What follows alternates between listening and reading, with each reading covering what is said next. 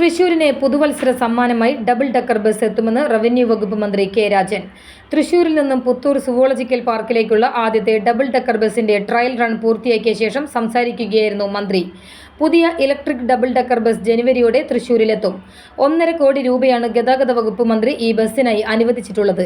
Puthur zoological പാർക്കിലും electric KSRTC ബസ്സുകൾ വരും.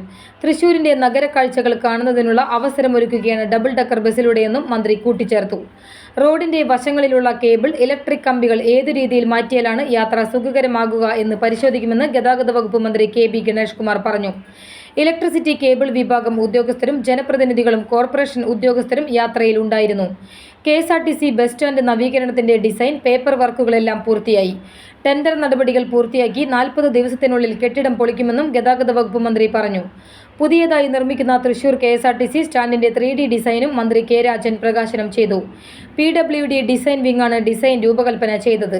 തൃശൂർ രാമനിലയത്തിൽ നിന്നും സുവോളജിക്കൽ പാർക്കിലേക്ക് നടത്തിയ ബസ് യാത്രയുടെ ഫ്ളാഗ് ഓഫ് റവന്യൂ വകുപ്പ് മന്ത്രി കെ രാജൻ, ഗതാഗത വകുപ്പ് മന്ത്രി KB ഗണേഷ് കുമാർ എന്നിവർ ചേർന്ന് നിർവഹിച്ചു.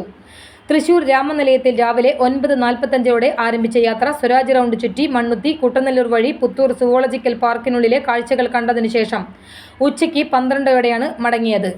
മന്ത്രിമാരോടൊപ്പം P. Balachandran MLA, Thrissur corporation mayor MK Varghese, ജില്ലാ panchayat president VS Prince, Ollukkara block panchayat president KR Ravi, Pananchery ഗ്രാമപഞ്ചായത്ത് പ്രസിഡന്റ് PP രവീന്ദ്രൻ, പുത്തൂർ ഗ്രാമപഞ്ചായത്ത് പ്രസിഡന്റ് മിനി ഉണ്ണികൃഷ്ണൻ, മാടക്കത്തറ ഗ്രാമപഞ്ചായത്ത് president Indira Mohanan, corporation standing committee chairperson Varghese കണ്ടംകുളത്തി, ജനപ്രതിനിധികൾ, ഉദ്യോഗസ്ഥർ തുടങ്ങിയവരും trial run double decker bus യാത്രയിൽ പങ്കാളികളായി.